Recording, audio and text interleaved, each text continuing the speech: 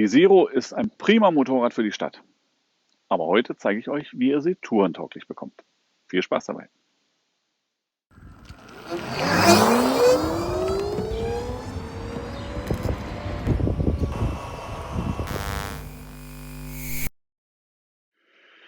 Vorneweg, alles, was ich jetzt sage, gilt nicht nur für die DSR, sondern auch für die DS, die S, die SR und mit Abstrichen für die FX, FXS und eventuell auch für die FXE, die ja letztendlich nur eine etwas neuere Version der FXS ist. Es geht um das Thema Laden.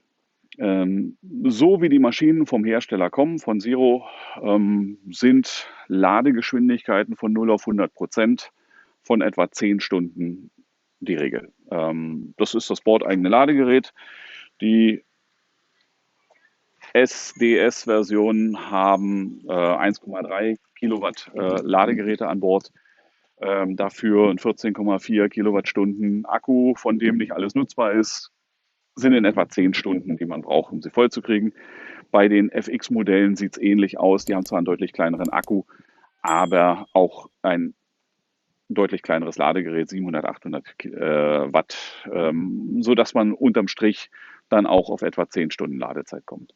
Wenn ich irgendwo auf eine Tour fahre, funktioniert das nicht.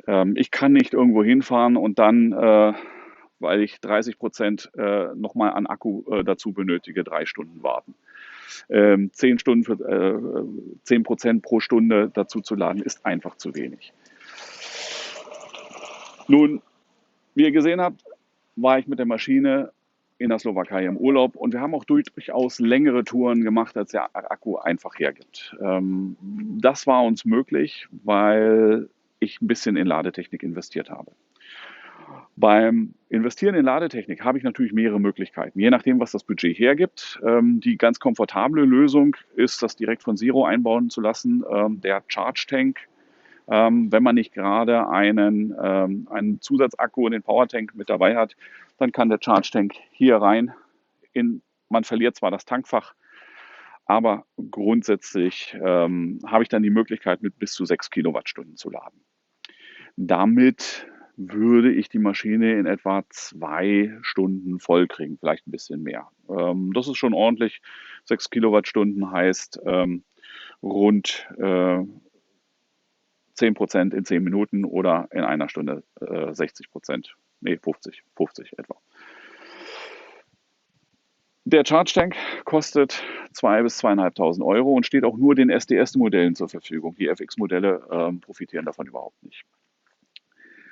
Aber es gibt eine andere Möglichkeit. Es gibt ja die Zusatzladebuchse oder den Ladestecker für Zusatzgeräte, den Zero standardmäßig verbaut hat. Zeige ihn euch jetzt hier mal. Ihr findet ihn vor dem Hinterrad durch den Kettenschutz oder durch den Spritzschutz ein bisschen geschützt, auch mit einer Gummikappe abgedeckt. Dort könnt ihr ein zusätzliches Ladegerät anschließen. Die Firma Otten bietet Verschiedenes an. Eines davon, sozusagen die billigste Lösung, kostet rund 800 bis 900 Euro. 860 habe ich bezahlt für ein Zusatzladegerät mit 3,3 Kilowattstunden. Mit 3,3 Kilowatt Ladeleistung. Das Ladegerät selber ist natürlich ein ganz schöner Trumps. Es ist ordentlich schwer, wiegt runde 6 Kilo, hat 2 recht massive Kabel mit dem Anschluss für die Schnellladedose und einem Schuko-Stecker. Was kann ich jetzt damit machen?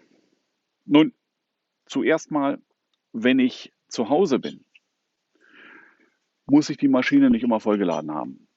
Sollte ich aber dann doch mal feststellen, ich habe jetzt kurzfristig irgendwas, wo ich hinfahren muss, aber die Maschine ist nur noch bei 60% bei 60% Akkustand, dann kann ich an die heimische Schuko-Steckdose, wenn sie dann entsprechend abgesichert ist, dieses Gerät mit reinnehmen.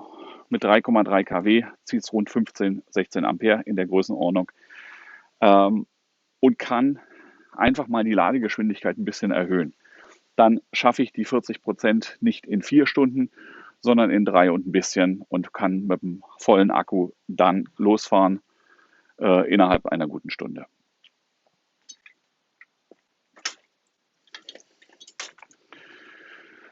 Der entscheidende Vorteil kommt aber, wenn ich dieses Ladegerät zusammen mit dem Bordladegerät nutze. Bordladegerät hatten wir gesagt, 1,3 Kilowatt. Das Zusatzladegerät 3,3 sind schon 4,6. Wenn ich beide gleichzeitig anschließe, dann schaffe ich 4,6 Kilowatt. Das sind rund in einer Stunde 40% Akku. 40% heißt 60 Kilometer etwa zusätzliche Reichweite. Das kann ich dann schon mal anfangen einzubauen in Touren. Da kann ich hier mal eine halbe Stunde Pause machen und nochmal 20% nachladen. Dann kann ich da mal eine halbe Stunde Pause machen, nochmal 20% nachladen.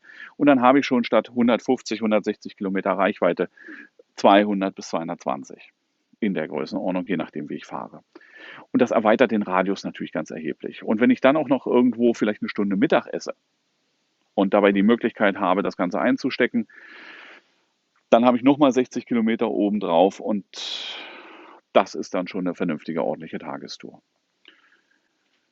Ist noch nicht so, dass ich innerhalb von einer Stunde das Ganze voll kriege. Das werde ich vermutlich auch nicht schaffen. Aber bietet zumindest die Möglichkeiten, den Einsatzradius zu erreichen, zu erweitern. Rein theoretisch wäre es sogar möglich, noch ein drittes Ladegerät dazu zu packen. Dann gibt es dann ein Y-Kabel, mit dem man die beiden Ladegeräte dann an die Zusatzbuchse anschließen kann. Aber da auch das zusätzliche Ladegerät im Bereich um nochmal 860 € kostet und irgendwo untergebracht werden möchte, ist die Überlegung dann wirklich zu sagen, wenn man ein zweites Ladegerät haben will, ob man es dann nicht im Tank versenkt. Übrigens gibt auch hier die Firma Otten eine Möglichkeit zu, die so ein paar spezielle Vorteile hat gegenüber dem Charge Tank, sich preislich aber nicht wesentlich unterscheidet. Wie nehme ich das Ladegerät jetzt mit? Es wiegt 6 Kilo, ist durchaus voluminös, einfach auf den Rücken schnallen ist nicht. Ja, es passt theoretisch und auch praktisch hier rein ins Tankstaufach. Dann ist aber erstens kein Platz mehr für was anderes und das ist nicht wirklich die schönste Art und Weise, wie man dieses Ladegerät transportiert. Vor dem Hintergrund habe ich mir was einfallen lassen.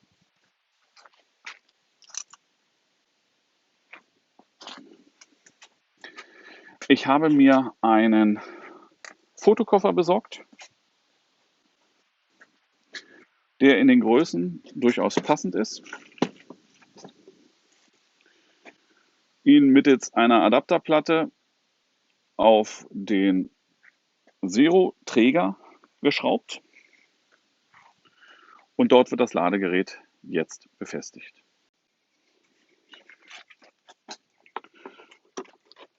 Mit ein paar Schrauben, die entsprechend lang sind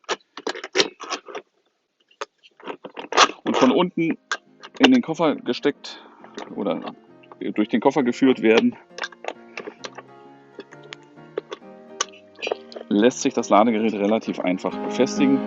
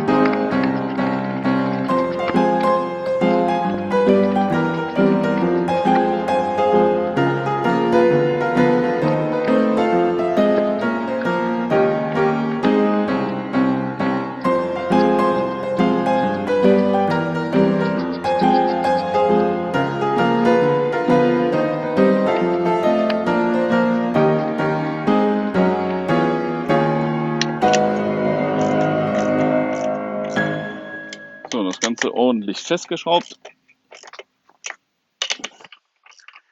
damit es bei Straßenunebenheiten nicht anfängt hin und her zu schlagen. Da sich die Kabel in dem Koffer auch befinden, sollten die scharfen Kanten der Schrauben nochmal abgedeckt werden. Und dann geht es darum, die Kabel richtig reinzubekommen.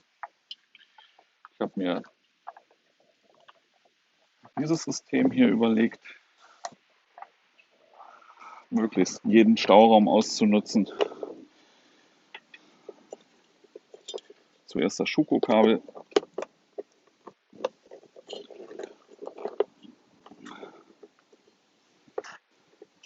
dann das Kabel für den Schnelllader,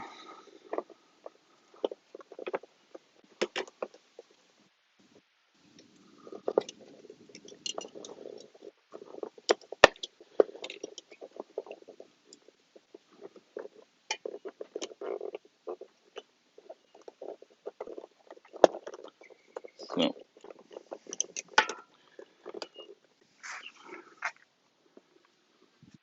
Und zum Schluss das Kaltgerätekabel für den Bordlader.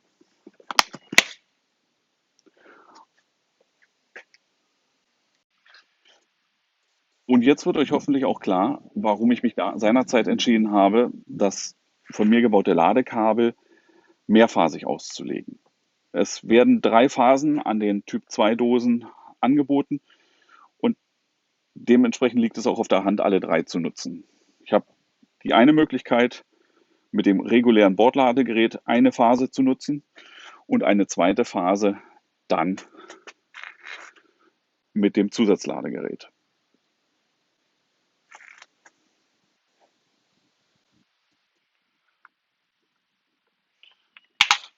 Und wie das Ganze in der Praxis jetzt mit diesem Ladekabel zusammen funktioniert, das zeige ich euch jetzt. Nach der nett gefahrenen Tour jetzt an der Ladesäule mehrphasig aufladen. Dazu den Typ 2 Stecker in die Ladesäule, die uns dankenswerterweise hier kostenlos zur Verfügung gestellt wird. Leuchtet blau.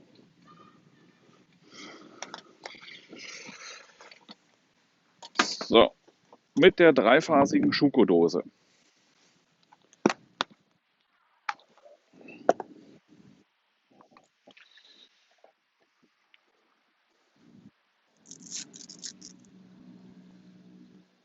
Wir stecken das Bordladegerät ein.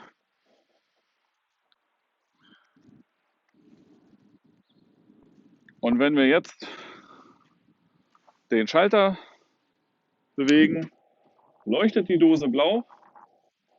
Die Maschine fährt hoch und lädt. Bei 28% brauchen wir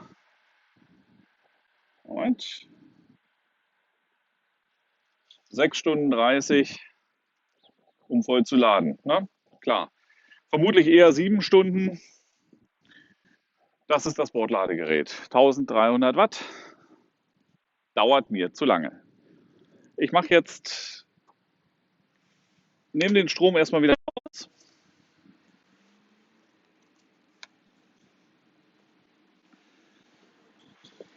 Und stecke jetzt den Schnelllader ran. Zuerst das Schnellladekabel. Hier unten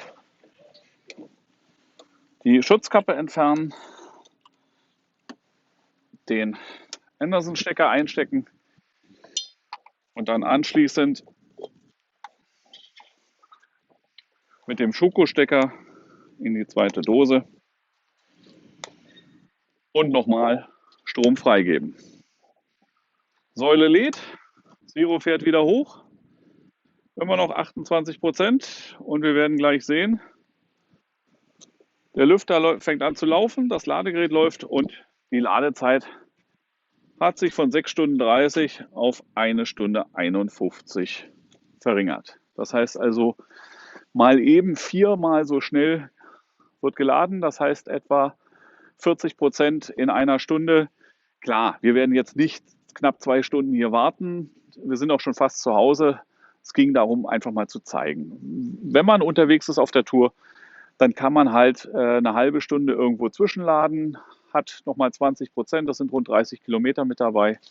Dann macht man vielleicht eine Mittagspause, lädt dabei nochmal zwischen und auf dem Rückweg doch mal eine kurze Pause, so dass ich die Reichweite dann entsprechend erhöhen kann, wenn ich das über mehrere Teile verteile. Was es sonst noch zu beachten gibt, zeige ich euch gleich, wenn wir wieder zu Hause sind.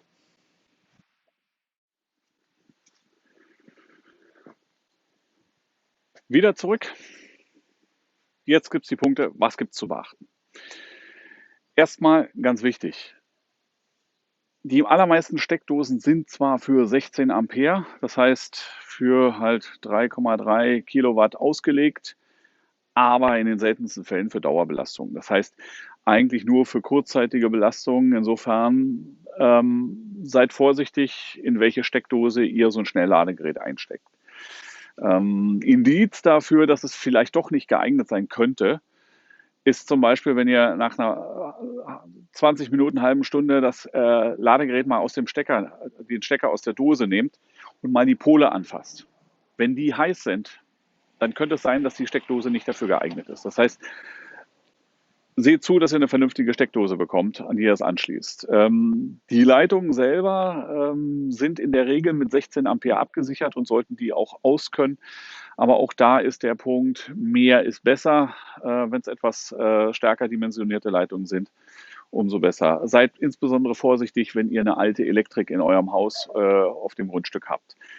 Nicht, dass ihr die überbelastet, wenn ihr über 2 Stunden 15 Ampere zieht. Dann kann das Ganze schon recht warm werden. Seht auch ab von Verlängerungen, die nicht ausreichend dimensioniert sind, Kabeltrommeln etc. Wenn ihr sowas habt, fasst das regelmäßig mal an und schaut, ob es warm wird. Wenn es warm wird, seht zu, dass ihr es vernünftig lüftet oder am besten gegen was Dickeres austauscht. Das zweite ist, dieses Schnellladegerät ist ein dummes Schnellladegerät. Das heißt, es wird eingestellt auf eine bestimmte Voltzahl, 116,2 Volt. Das ist so in etwa die Schlussspannung, die die Zero hat, wenn sie bei 100% ist. Das heißt, es lädt bis dahin, bis zur vollen Spannung und schaltet dann ab. Es nimmt keine Rücksicht darauf, wie warm oder kalt der Akku ist. Gerade wenn ihr im Winter unterwegs seid und morgens die Maschine nochmal ansteckt ans Ladegerät, werdet ihr feststellen, das interne Bordladegerät wird nicht die vollen 1300 Watt ziehen, sondern es gibt eine reduzierte Stufe 500 bis 700 Watt, die erstmal eine Zeit lang läuft, um den Akku anzuwärmen. Das heißt, das Batteriemanagementsystem schaut, wie hoch ist wie ist die Temperatur des Akkus und regelt dementsprechend das Bordladegerät runter. Wenn ihr schnell laden müsst zu Hause und ihr habt die Gefahr, die Angst, dass der Akku noch zu kalt ist, nehmt wirklich erstmal das Bordladegerät und schaut, wie es aussieht. Im Zweifelsfall dreht vielleicht noch mal ein bisschen eine Runde, dass ihr den Akku anwärmt und packt das Ding dann erstmal ans Bordladegerät. Schaut über die App nach oder über einen Stromkostenzähler, wie viel zieht das Bordladegerät. Und erst wenn es die 1300 Watt zieht, dann wechselt auf das Schnellladegerät. Auf die Art und Weise beschädigt ihr den Akku nicht. Wenn ihr gefahren seid, sollte der Akku warm genug sein. Wenn es ein besonders heißer Tag ist, dann schaut bitte, ob der Akku zu warm ist. Ihr könnt am besten über die App dann unterwegs auch schauen, wie viel das Ganze zieht. Erst wenn das Bordladegerät mit 1300 Watt unterwegs ist, dann nehmt gerne auch das Schnellladegerät dazu. Ihr könnt auch ein Stromkostenmessgerät zwischen die Dreifachsteckdose und euren Stecker schalten. Damit seid ihr sicher dann unterwegs. Für die FX-Modelle. Ich weiß, dass die SDS-Modelle eine Ladesicherung von 100 Ampere haben. Das heißt, Grundsätzlich müsste das Gerät 100 Ampere Ladestrom aushalten. Bei 110 spätestens sollte die Schmelzsicherung gehen. Das reicht für bis zu 3 Ladegeräte. Wenn ihr mal sehen wollt, wie das aussieht, wenn man 3 Ladegeräte ranpackt, werde ich euch hier oben ein Video von Max Jäger mal einblenden, der seine DS mit 3 Ladegeräten à 3,3 Kilowatt ausgestattet hat. Allerdings war es erforderlich dafür, das ganze Wasser zu kühlen. Schaut mal rein, ist sehr interessant. Wie gesagt, rein theoretisch schafft die Maschine es mit 10 Kilowatt geladen zu werden. Bei den FX-Modellen, FX, FXS, FXE, ist meines Wissens nur eine 30 Ampere Sicherung verbaut. Das heißt, mit einem 3,3 kW Ladegerät, was durchaus mit 33, 35 Ampere lädt, kann es sein, dass diese Sicherung schmilzt. Insofern, wenn ihr euch überlegt, ein zusätzliches Ladegerät mit anzuschaffen, damit ihr unterwegs auch laden könnt, ähm, auch dann seid ihr deutlich schneller wieder mit dabei. Dann sprecht bitte mit dem Hersteller, beziehungsweise wenn ihr es über die Firma Otten bestellt, sprecht die an, sagt ihnen genau, für welches Fahrzeug das ist, damit im Zweifelsfall das Ladegerät runterregeln von 3,3 kW auf vielleicht nur 3 kW. Das sollte dann zusammen mit dem Bordladegerät vernünftig sein und hinhauen. Dann besteht auch da die Möglichkeit, denn auch eure Modelle haben diese Zusatzsteckdose für das Zusatzladegerät. Warum haben die das? Auch das will ich nicht verschweigen. Zero selber bietet natürlich auch Zusatzladegeräte an. Die haben aber nur 1 kW, sind auch relativ voluminös. Wenn ich also 3 kW Ladeleistung haben will, müsste ich 3 davon nehmen, was ich rein technisch nicht kann. Ich kann entweder 2 oder 4 miteinander kombinieren. Was dementsprechend natürlich ordentliche Packmaße sind. Die sind dafür luftgekühlt, ohne Ventilator. Mir hat es nicht gefallen, abgesehen davon, dass der Preis auch höher ist als das 3,3 kW Gerät, was ihr hier gesehen habt. Zu guter Letzt, wichtiger Hinweis, Zero selber gibt keine Freigabe für irgendwelche Zusatzladegeräte. Das heißt, alles, was ihr an diese Dose anstöpselt, was nicht von Zero kommt, macht ihr auf eigene Gefahr.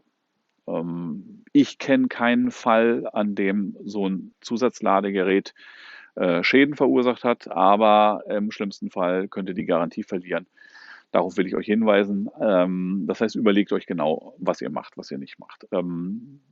Mein nächster Schritt wird sicherlich sein, wenn ich im nächsten Jahr wieder ein bisschen mehr Budget habe, überlege ich massiv, mir ein Doppelladegerät von der Firma Otten zuzulegen, das dann etwas intelligenter ist mit dem CAN-Bus der Maschine korrespondiert oder kommuniziert, um entsprechend die Ladeleistung mit anzupassen. Das käme dann unter das Tankfach. Ich würde das Tankfach verlieren. Ja, gut, dafür habe ich dann hinten ein Mini-Top-Case, was ich vielleicht gewinne. Vor dem Hintergrund kann ich sicherlich verkraften. Ich habe ja jetzt auch die Kofferträger und kann da nochmal ein bisschen Stauraum mitnehmen. Der Vorteil ist sicherlich, dass man einfach mit handelsüblichen Kabeln einfach einstecken, ausstecken und nicht erst 30 Mal mit den Kabeln drumherum hantieren muss. Hier ein Kabel reinstecken, da ein Kabel reinstecken, da den Adapter zusammenpacken. Das ist noch ein bisschen unkomfortabel. Im Moment ist es eine gute Notlösung. Wie gesagt, das Ladegerät hat mich gut 840 Euro gekostet, rund 40 Euro, 50 Euro das kleine Köfferchen und rund 100 Euro das Kabel selber, was ich gebaut hatte, das Adapterkabel Typ 2 auf Schuko, sodass ich dann bei rund 1000 Euro bin und die Maschine erstmal tourentauglich habe. Wenn ich denn auf das Zusatzladegerät später mal ausgewichen bin, dann kann ich mir auch vorstellen, dass ich meine Kombination hier verkaufe, vielleicht sich jemand anders auch mit darüber freuen kann und ich auch hier an der Stelle wieder ein bisschen der Kosten reinbekomme. Das sollte es erstmal gewesen sein. Danke fürs Zuschauen.